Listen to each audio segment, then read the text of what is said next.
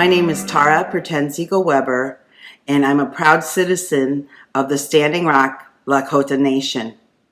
I'm also a Native American adoptee, one who was born away from my tribe and was raised in a white family without my ceremonies, my culture, and my biological family. I am like Lost Bird. She was a real person who survived the Battle of Wounded Knee and was raised by a white officer. She struggled through her life fitting in to both worlds, and I could relate to that. And so I'm going to share with you my story. Lost Bird weeps. It carries no name, my spiritual maim, yet it burdens infinite deep. Like Lost Bird, raised in all white, with her mind in such disarray, suffering spiritual sickness from being away, genocide called family separation, tortured our sacred at a place they called school, relocate for the better was their propaganda rule. Stay or starve is what they meant. Deemed unfit became a regular government event. Our spirits cut with the cord, our sacred connection was forever destroyed. Becoming lifelong strangers has left a festering void. At bay from love, on guard for betrayal, my spirit in such pain and blunder, a deep sadness in constant wonder. My difference is not my brown skin or my black hair. I'm so out of a place, even in the mirror. How could such a spiritual pain not have a name? Lost Bird lived in both worlds, feeling so alone. She too had the spiritual pull calling her home. You all come home, Unchi said. Go to ceremony. You will no longer feel dead. How did she know this healing would come to be? She said, because you are a Lakota woman like me. Finally among my own, same laugh, hands and toes. Even one sister wore my exact nose. Gee, she's white, I heard them say. Kids chanted, here comes Indian Barbie, making my day. I was a beacon of secrecy who blasted open pain and shame. Becoming her whipping post, she needed someone to blame. Please, Tunkashila, help with this pain.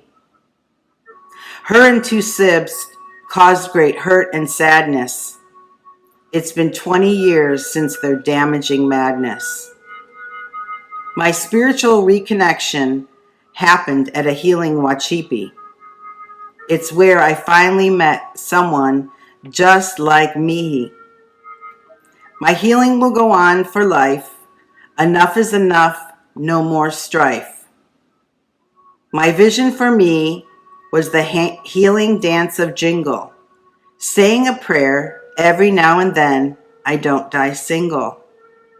Oh, my ancestors' blood runs through my bones. I reconnected with them when they sang Welcome Home. Midakio Yasi. We are all related, and I share my smudge and prayers of smoke and healing with you.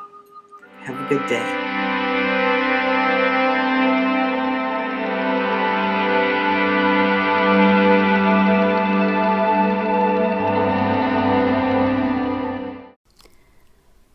On the day of my adoption, I was 10 years old. I wore a pink plaid dress with lace at the waist and puffed sleeves that Mimi had made for me at Easter. Since our brother left, my sister Rebecca had become prone to throwing tantrums about simple things, so she wouldn't slip into her matching blue dress until after she hollered for a few minutes about how this place could be communist sometimes. But she ultimately fell in line. There was a small hope that licked against my rib cage, like a flame against glass, that the adoption would solidify the vagueness inside me, snap me into focus. We drove to a courthouse, walked into a wood-paneled room, and the adults signed papers. I thought it would be bigger, like something from a movie. That we would go into a proper courtroom and sit behind a large table, and there would be people in the gallery to see us in our coordinating dresses and think, "Oh, what lovely little girls. I'd adopt them too." But it was just a conference room, barely bigger than the table in it. When I scooted around the side of the table, my skirt brushed the chairs and the wall simultaneously. It was stuffy, and everyone's cheeks shone with sweat. The judge was a red-headed lady with black-rimmed eyeglasses. She signed a stack of papers and nodded when it was finished. That can't be it, I thought. Surely this was just the beginning. The red-haired woman was just a gatekeeper. She would lead us into a grander room where there would be tests and things to prove ownership. There would be spells and incantations and something to transform us all. But no, everyone shook hands. That was it. Then Mimi, Granddad, Rebecca, and I went to the Social Security office. And at a plexiglass window, I signed my new name onto my old Social Security number in my most elaborate cursive. Mary Anna King. The whole affair took barely 2 hours. In less time than it took to bake a cake, Mary Agnes Taggart Hall was expunged from the human record. She ceased to exist. I'd always hated my full name, the old-timiness of it, the way saying Agnes lifted the back of my throat like I was going to cough up a hairball, the way my initials spelled math. But suddenly, I wanted it back. I knew Mary Agnes Taggart Hall. I knew where she belonged, what she sounded like, what her favorite color was. I did not know this newly minted Mary Anna King. After the Social Security office, we picked up cheeseburgers from a drive-thru, and Rebecca and I ate in the kitchen while Mimi went down to her workshop and Granddad rode his stationary bike in the den. Sitting in the kitchen in my pink plaid dress, the thing I wanted more than anything was for someone to fight. This morning I'd woken with an image in my heart, my mother, arriving at the courthouse, breathless, saying, "Stop! Stop, stop, I can't part with my Mary, you can't have her, I can't live without her." But she didn't. I thought there was a chance that Michael would come striding up in his work boots and say he'd fix things, that he was sorry. But he didn't either. And now, in the silent afternoon, I realized the desire for a fight was the reason I went through with the adoption in the first place. I wanted there to be such a scene that someone would have to call the cops and let them figure out who belonged to whom.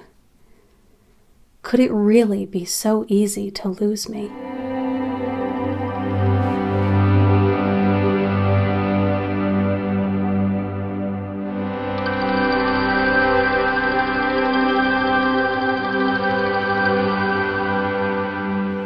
Hello. This is the poem Amnesiac from my book Ghostface, originally published by DC Books in 2020. Amnesiac.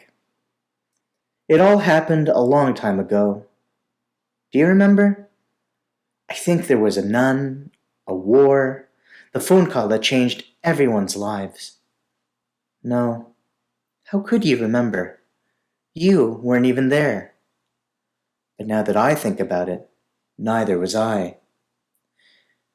That moment when you have something to say but forget what you've been saying mid-sentence. I have that right now. I've had that problem my entire life. My history is made of tweezers, removing a splinter from a child's palm, afternoon swims in the plastic turtle pool out back, white bread salami sandwiches. Thank goodness history isn't all goblets and tapestries. Reaching a clearing in the woods, I took a moment to consider my travels. The villagers were right. The view is indeed magnificent.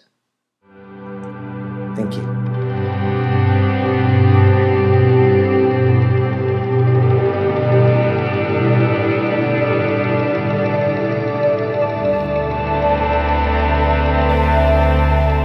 A tourist at the family table.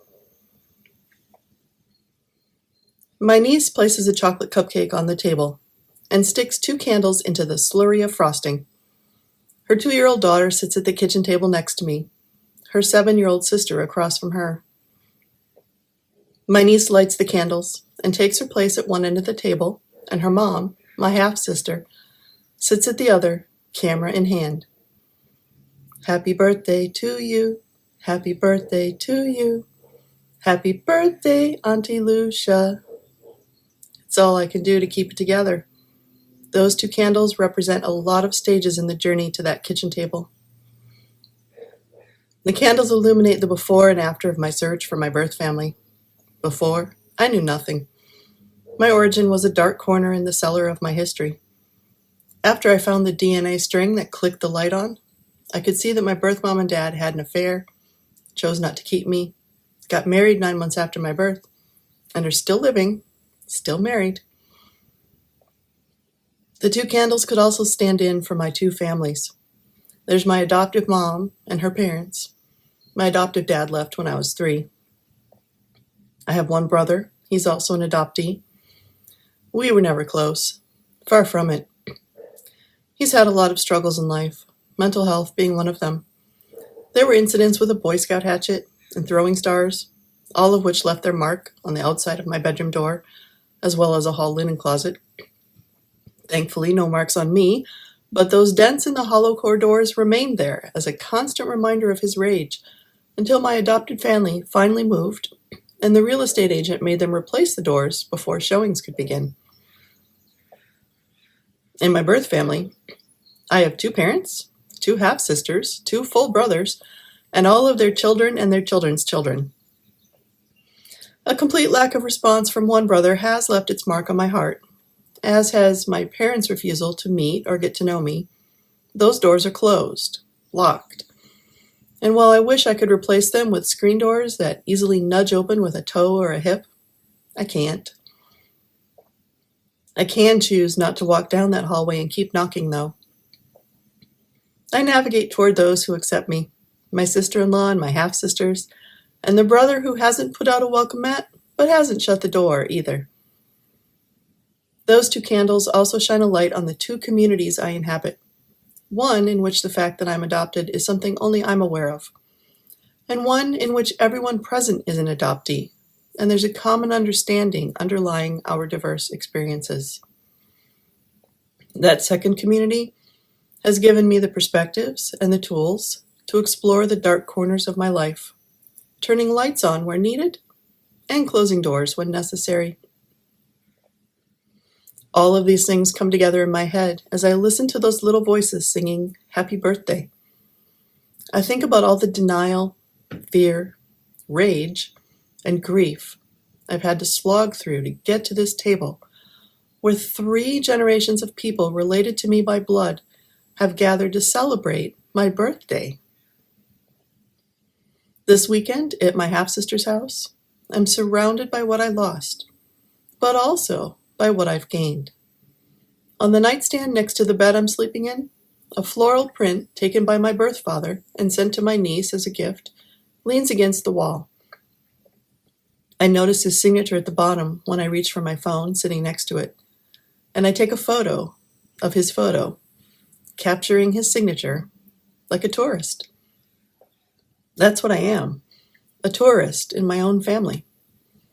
Learning the history, taking photos, talking to the locals, studying old photos, watching gestures and listening to verbal cadences, like maps to myself. I watch the candles flicker as my family sings. When they're done, I release the lifelong wish swirling around inside me so it can find its form take flight, and become real as I blow out the candles and we all clap our hands.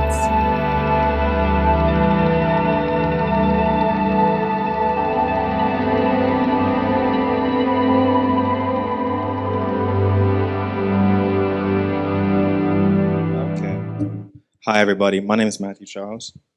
I just wrote this poem last week, so it's some new shit. All right. It's called Fucking Questions.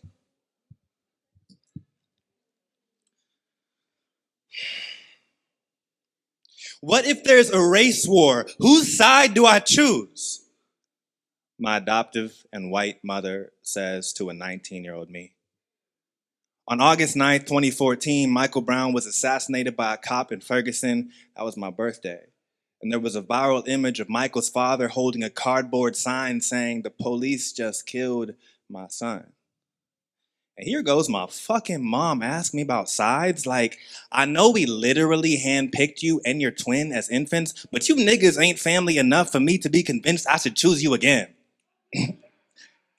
Us transracial adoptees, just a stone slab to be chiseled into your idea of family. If you ain't want a black son, why the fuck you adopt 2 black babies?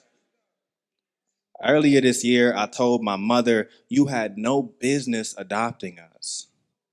"But who else would have adopted you?" she asked, her speech supposed to be suture, marking my body as once open wound, leaving me threadbare, held together by my own undesirability. Why she asked questions that a black boy should never have to answer. In that same conversation, I told her one reason I hate being transracially adopted is my birth certificate straight up lies when it lists her and her husband as my parents, as if I wouldn't have noticed that my black body wasn't like theirs. Did you know the generation of adoptees before me weren't even told they were adopted? And she said, Matthew, they had to do that. What if someone said you weren't ours?" Ours. Hours like the amount of time I've spent fantasizing I was not your son, or hours like you have some claim to my body because you literally bought me. How you gonna forge me like a dollar and then dismiss how my counter fits? Adoptees are 4 times more likely to commit suicide than non-adoptees because it literally kills us to be a part of the families that chose us once and then have the caucasity to ask, what more do you want from us? Do you really want to be chosen every day? Like, wasn't gotcha day enough? My adoptive mother limits her love to pre-race war America, and she don't even know we've been in a race war since before she was born. That every one of my birthdays since 2014, I grieved the death of a boy I didn't know. Who would I have been if I wasn't adopted?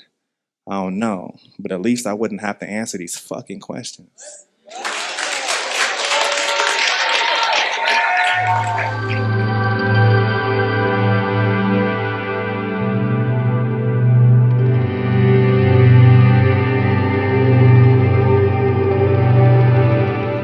My name is Erin Jinmei O'Malley, and I'll be reading 2 poems. Every story about myself begins with my mother. In a photograph, she places one hand on my shoulder, another on the small of my back, keeping me still on the horse's saddle. I can't be older than 3, which means I'm too young for memory, but who needs memory when you have a mother? I don't always remember that I have a mother in another country, that in her language the words for mother and horse sound the same. Years after the picture, we quit Chinese class during the 2nd week because we keep forgetting that the word ma can name the way every birth begins with an animal. I say we and mean me and my mother. The horse I call my mother, and the mother I mispronounce into a horse I don't remember riding. But this story begins with my mother and I. No, this is a story about myself. Essay on absence. I went hungry the way a dog I once owned went missing. How else to elaborate? I had no food and a lean shadow. The dog, like the hunger, was mine, and I never stopped missing him even after I found him, but life in America goes on to show you how to make a fist out of the number of months your stomach was a pitted fruit. If your poem uses the word hunger, I'm not reading it and lets you know what it's like to be used to waking to nothing but the failed vanishing act of your body absent except for the ache it belongs to. I can tell you want and want so casually you've never closed your eyes in the rain and almost dissolved. If desire collapses the distance between the self and a lack, if a plum without a stone is still a plum, but a stone torn from its fruit flesh is nothing more than a shard of rubble, I must have been too scarce for desire. Years before this, the dog, like the hunger, had been American. I discovered that the heart of a plum is a stone and strike the palm of a creek. I was nothing, but before I was American, I was also nothing.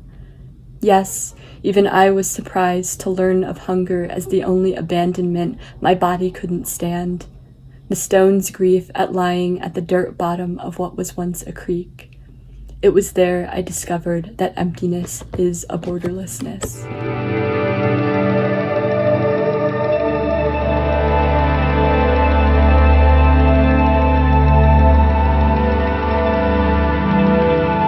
I was 9 when I stormed into my parents' room to rage at Mom. Squeezed tight in my raised fist, my Mickey Mouse watch rattled as I used it to pummel the air. Mickey's wiry, black arms, capped with fat, gloved fingers, spun around the dial as I aimed the watch accusingly at my mother's face. "Look at me," I yelled. "I can't even throw away this stupid, broken watch." "Sarah, what are you talking about?" Mom asked, following me into her closet as I ran to hide. I slumped on the wall behind her clothes while I struggled to speak, my face as red as Mickey's trousers. Being mad came easy. Talking about the pain, though, was not. Mom knelt on the floor next to me. "Honey, what is this about? What's going on?" "If I can't throw away this broken watch," I forced out through my tears, along with the darkest thought I'd ever had, "how could she just throw me away like that?" She was my birth mother.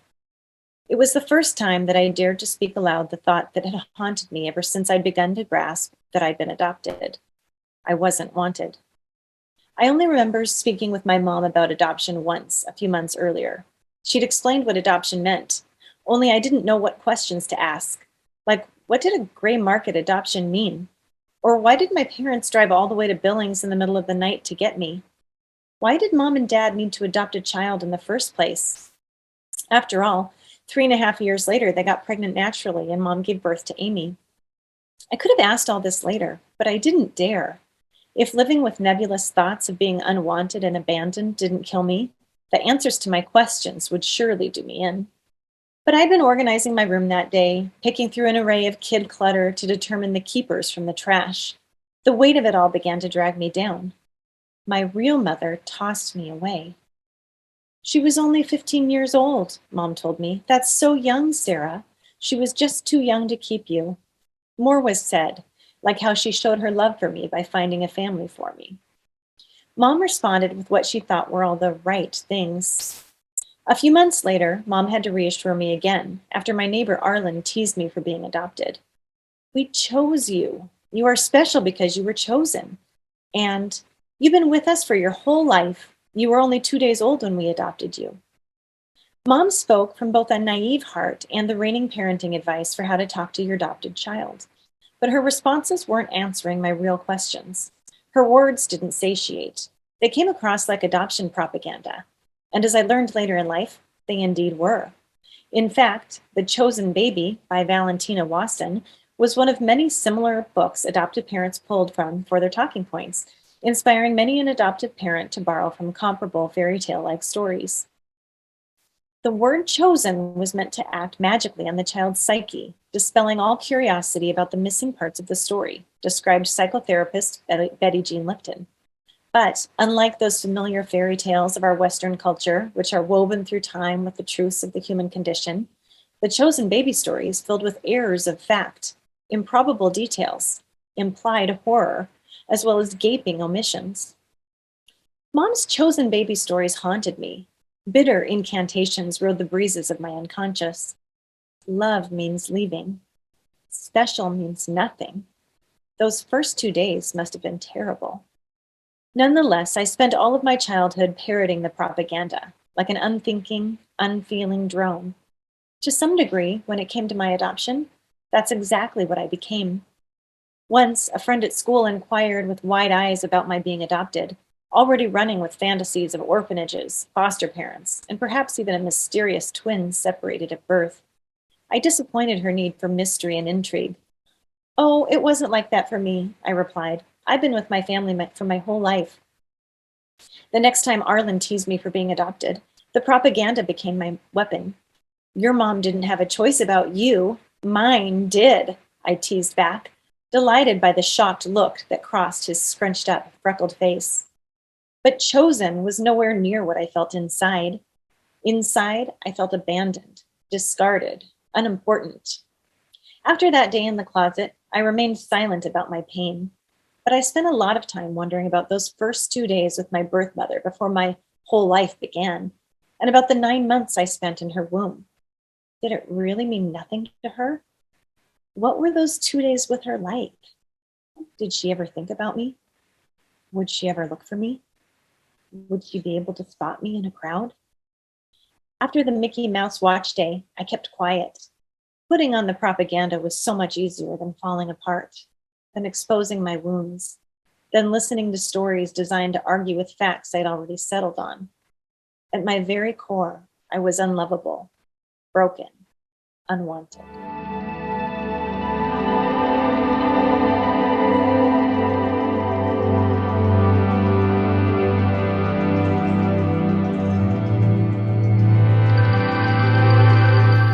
Today is the 1-year anniversary of the mass shooting in Atlanta, where 6 Asian American women were killed by a white man. NPR's All Things Considered talked about a study from the Virulent Hate Project that found 75% of known offenders verbally and physically harassing Asian Americans were white men. They do this out of anger and fear. This is my response. Dear scared white man, please, don't be scared of me. I'm a person just like you, like your wife, lover, or friend, like your grandmother, your mother, your sister, your aunt. I promise I don't want to harm you like you want to harm me.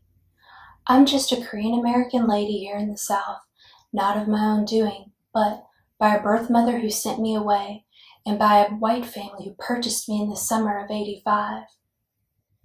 I'm sorry I wear my race on my face and that you feel threatened by me, all 5 feet of me. I suppose I am imposing. Where does this fear come from? Is it because I am an unknown? What's it all for? The heartache and pain, rivers of blood in the streets, and the tears from the faces who look like mine, like my sons, like the birth family who forsake me. Sometimes I'm sorry I'm here too, in the good old US of A, but I am an American, bought and paid for, naturalized, with no plans to leave, yet I have a right to be here. And no, I won't be going back to where I came from. Korea didn't want me either. So here I am, standing before you, asking you, please, don't be scared of me, so I don't have to be scared of you too. We have a choice to make, you and I. Let's choose love, kindness, and care, so that we may exist without violence or malice. May we leave the world a better place than we found it. That's my American dream. Let's begin today, for our future, all of our futures. Signed, this scared Korean American lady.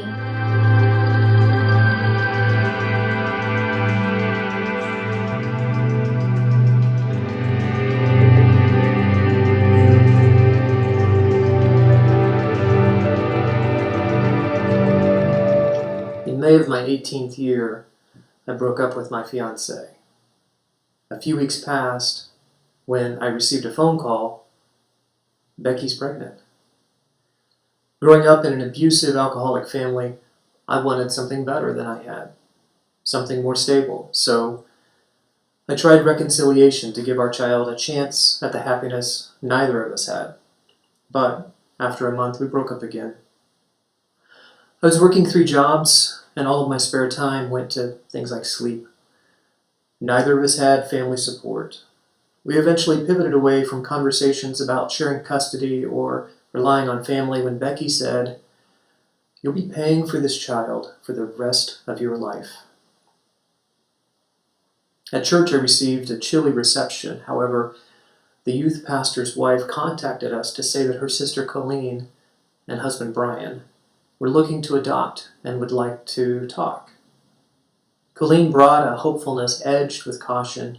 She'd experienced several miscarriages and a couple of adoption attempts that had fallen through. The meetings went well, and we felt moderately comfortable about them raising our child. The biggest sell for me was that they were two stable Christian adults with regular, steady jobs. The future closed like a camera iris, enabling me to only see what was immediately before me: a couple in crisis and a couple in need. Suddenly, adoption seemed to alleviate the burdens already heavy in my life. I chose adoption because God could redeem our sin as joy for this stable couple. I chose adoption because they paid the medical bills. I chose adoption because I wasn't sure that I could make it, and the cost of failure was now more than just my own life.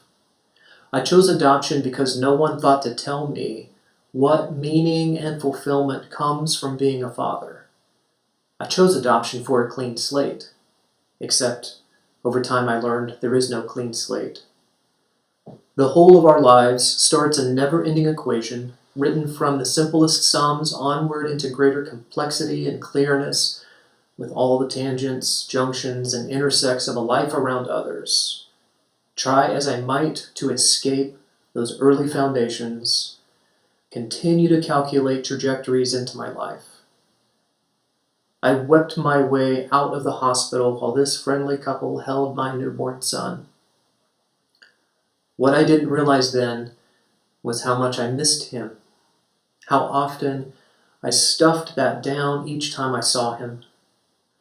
As he grew to talk and walk with me during annual visits, I oppressed my heartbreak. An open adoption stemmed some of the separation trauma and anxiety, but it did not stay open for both of us equally. An open adoption only stays open as long as the adoptive parents feel comfortable. For reasons unknown and uninvestigated by me, Colleen and Brian halted communications with Becky for a while. I never experienced that and tried not to cross those invisible boundaries for fear of being cut off too. Running off script, Brian left Christian ministry and the family when Zach turned 11. It took Colleen a couple of years to tell us why Brian hadn't been on phone calls, to which Becky replied, "Well, hell, Colleen, I could have been a single mom raising Zach." A stable family is only a momentary snapshot. Few functional crystal balls exist. Brian leaving couldn't be anticipated, but nevertheless negates a reason I did choose to give him up. When Zach turned 16, I then found out I'd been adopted. Does anything ever go to script? And then I met my biological family. My mother's voice sounded like a song I'd always known and never heard. Watching my father shift tools easily from right to left and back to right-handedness, I thought, oh, there it is. That part of me existed in the world before I did. As I sat with these new revelations, my mind drifted back to Zach. Did he feel the same? Was it important to him that he could see the ways his traits existed in the world before him?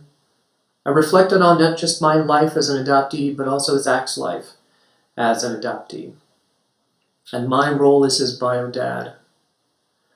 I overlaid and folded our lives together like pages for paper airplanes and sought to see what we shared, what was different.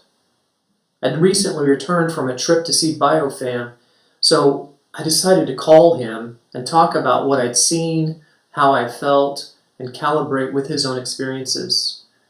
We discussed lots of gaps over the years, not seeing me and Becky as often as he'd like. The time when Brian left, and a push-pull in his relationships, a dynamic common amongst adoptees. And then I said, if you've ever wondered the question as to whether I'd do it again, I would not. Zach replied, I think I've always wanted to know, but I couldn't find the words to ask. One morning, another of my children, now teenage to early 20s, said, Dad, there could be an unexpected pregnancy. I felt that rush of feelings again. So the next day, I made brunch and invited all of them over. I shared with them the fear I had in discovering Becky's pregnancy. That being a parent, while challenging at the best of times, if any of them were ever in my situation, I'd want them to come to me, to tell me. I told them they would have my complete support, that I'd never let them do this on their own.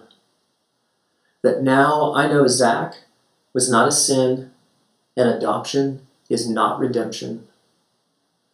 I shared with my children how meaningful parenting has been, and how beautiful it is to watch them grow.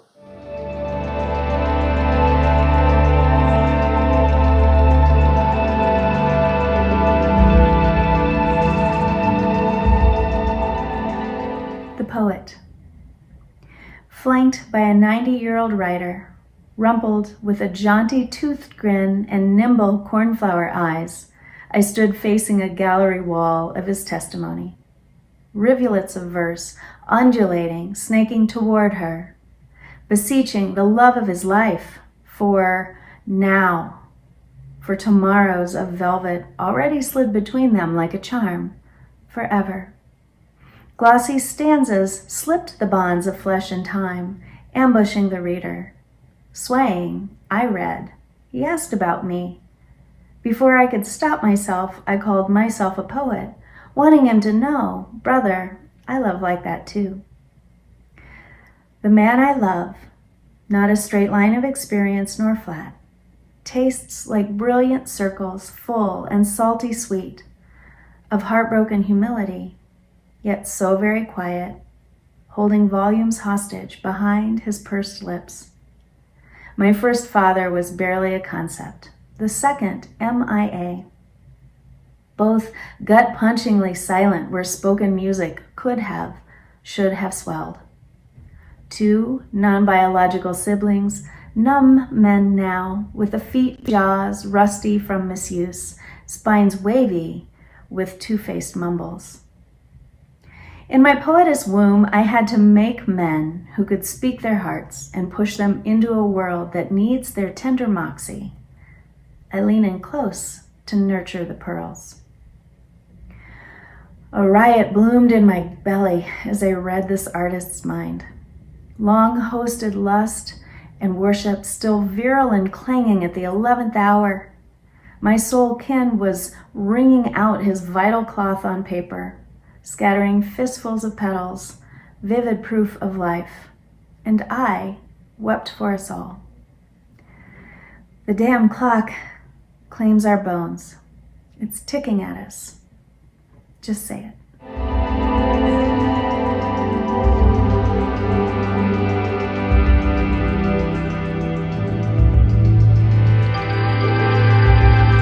I was relinquished and adopted twice. First as an infant, and then again at age 9. With each adoption, I was given a new name.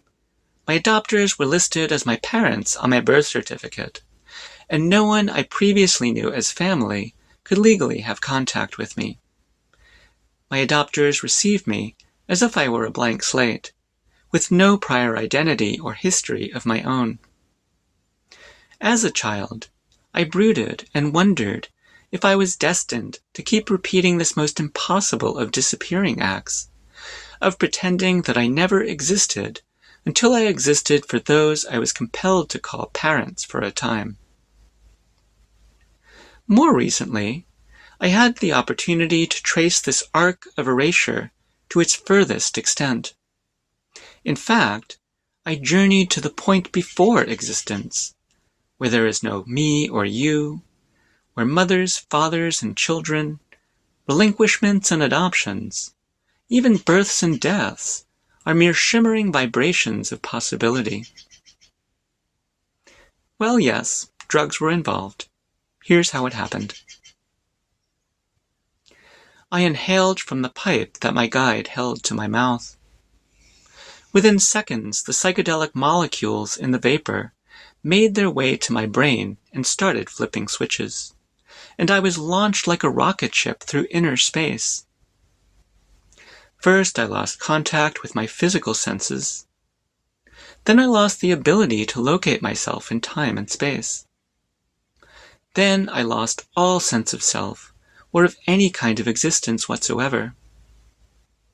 Amidst this dissolution of all things, the last thought I remember, while thought was still possible, was of my wife.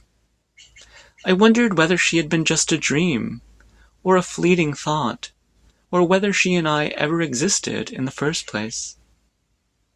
In my disembodied state, I felt an intimation of piercing sadness.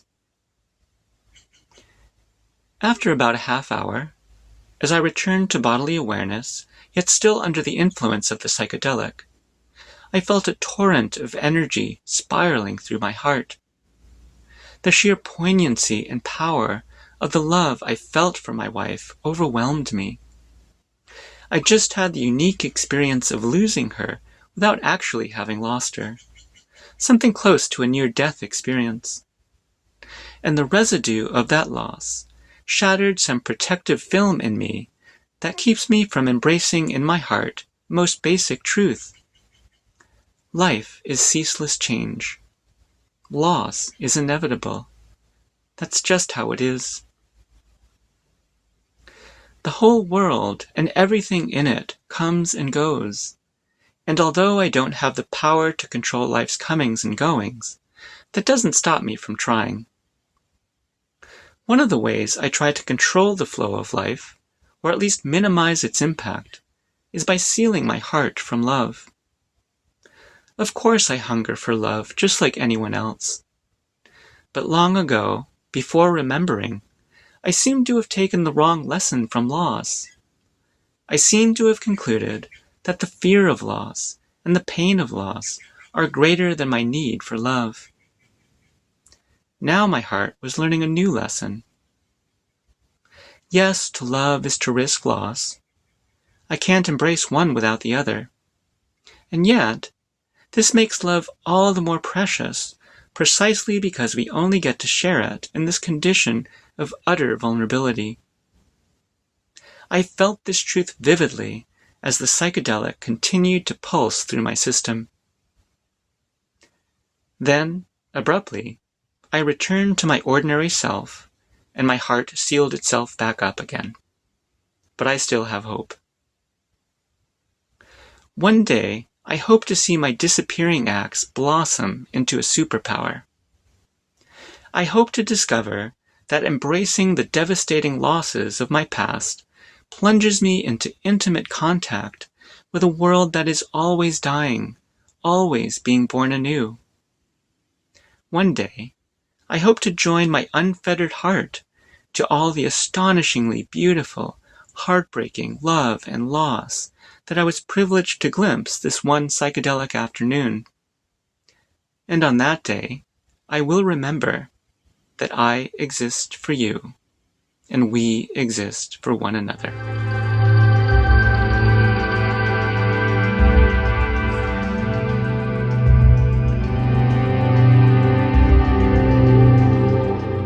Hi, my name's Jean Strauss, and I'm going to read an excerpt from the memoir I wrote all the way back in 2001, Beneath a Tall Tree. And this is me, and this shadow is my adoptive dad. So,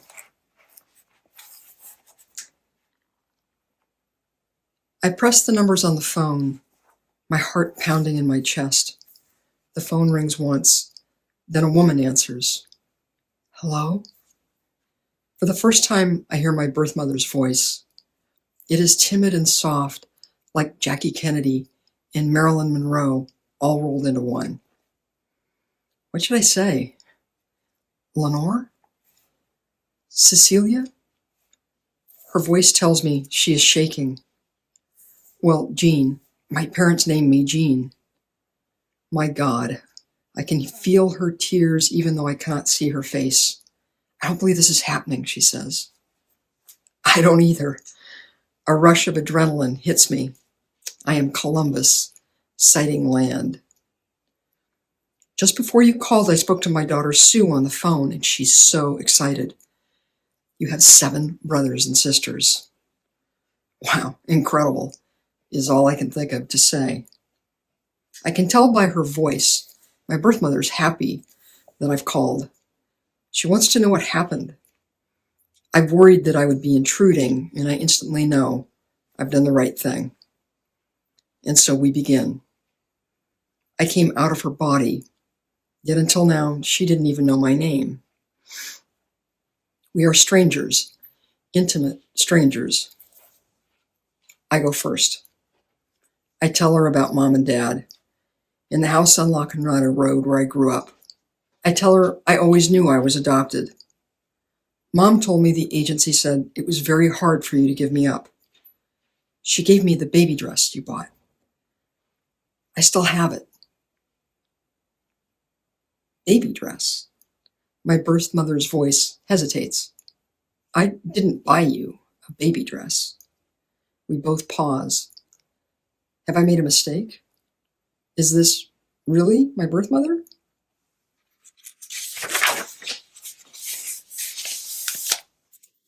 But the dates fit. The names fit. I haven't made a mistake. The agency just told a white lie to be nice. The last time I saw you was the day I left the hospital, she says. You were 3 days old, and I remember it like it was yesterday. And then her story tumbles out like water from a broken dam. You were the result of a single date. He was a medical student she knew casually. She wasn't that kind of girl, but she'd had a couple beers and didn't normally drink, and it just happened. Telling my parents was one of the worst moments of my life. It was right before Christmas. My mother cried, but my father, he didn't say anything. I loved him so much, and he just stared at me. I wanted to die. I imagine this grim holiday long ago, with my heart beating inside of her, causing her so much pain. She says, I called the young man responsible, and he asked, how do you know it was me? I told him I wasn't with anyone else, and then he said, but how do I know it was me? I never heard from him again. There was never any question about what I would do, though. I would put my baby up for adoption. I went to church every day and prayed for forgiveness. I have to be honest. I just wanted it to be over. I signed those papers and waited for you to be born so I could get on with my life. I'd never had the process of giving birth explained to me, so I was very afraid. I thought I was going to die. I lay there staring at those bright delivery room lights until they finally put me out. They told me I had a baby girl. I asked to see you. That's when it happened. No one told me about how I would feel after you were born. As soon as I held you in my arms, I knew I couldn't give you up. I called my parents and begged them to let me bring you home. My father said if I kept you, I would never be allowed back in their house. I wanted to take you and run, but where would I go? You weren't even legally mine. I'd already signed those papers. A social worker came for you when you were 3 days old. I can still see the taillights of the car disappearing around the corner, and you were gone.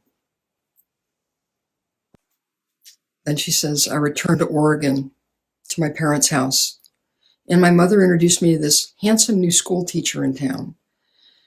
He called the first night I was home and asked me out. And then he proposed to me within a week or two. Wait a minute. She was engaged to be married less than 3 weeks after I was born to a man she just met? Yes, Lenore says. 7 weeks after you were born, I was walking down the aisle. I didn't really fall in love with Lou as much as with the idea that my parents might forgive me. My fantasy was that by getting married, they'd be proud of me again. Lou knew the truth. The priest told him I was a fallen woman on our wedding day. But he loved me, and I grew to love him. I was told to forget about you. I played the game. I never mentioned you, and I acted like nothing had ever happened. But deep inside was this incredible pain. It affected my marriage. I felt sad, and Lou couldn't make the sadness go away. Sometimes I felt my unhappiness was because of him, but it wasn't Lou. It was me. My birth mother said it was her, but I actually thought it was me. I think about my 7 brothers and sisters born so close in my wake, and I know this cost them. This cost all of them. I know Lenore, my birth mother, and her husband Lou never had a chance for a normal marriage because of me. Thanks for letting me share. And I brought just a little something to show you. So many years after I wrote this book, my birth mother and I went to the hospital where I was born, and this is a ceiling tile from that delivery room where she stared up at those bright lights the day I was born. So I stole it. If you're a writer, write. Tell your story. Thank you.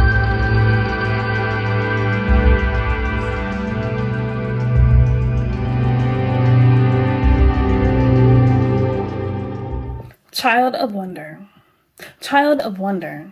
Your search is not in vain. I know the hurts you hide and the pain you carry deep inside that you believe no one hears except the wind. And it won't tell because they cannot hear the way it speaks. Oh, child, your heart wasn't made to shoulder all this pain, and though you see the world through your hurt, don't let it shatter your heart.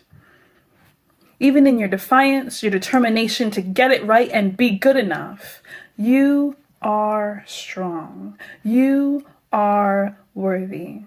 Child of Wonder. This may be your temporary home, but you are you for a lifetime. Love you. Let down your walls and let your tears speak, being honest with yourself for maybe the first time in a long time. It's not them right now that need to hear your heart. It's you. You need to be your home and your safe haven, and then you can let them in. Child of Wonder, I believe in you. Child of Wonder, when you blow out your candles today and your bio mom who sent you away sends you the necklaces and those pixie sticks that you hate, just say thank you. Don't let the hurt seal your joy or change the way you love with an abandon and every ounce that you have. Your love, Child of Wonder, is strong. When you make that list in 3rd grade of the person you decided to become, Child of Wonder, you are not alone. Child of Wonder, you are home. You find strength in the breath of the wind and in the smile of the sun, and you learned music just so that you could keep on breathing. Child of Wonder, let me tell you that I'm proud of you. You are brave beyond your defiance and dissonance. You are bold in your love and loyalty to life and live and love, and you are heard when your words fall like mismatched laces on tennis shoes, causing you to trip, stumble, and fall.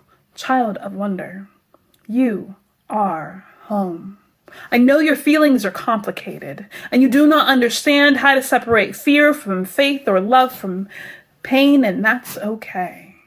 You feel deeply like the ocean that you carry, for the ones that you hold and have yet to love. Child of wonder, they need you. Don't cut them off. Don't go mute because you feel misunderstood. Find new ways to communicate. Find new ways to believe again. Find new ways to breathe again. Child, find a way to be again. Child of wonder, let your heart open. Open to live, to laugh, to love. Don't make friends with fear or silence your companion. You can do this. Child of wonder, you are home.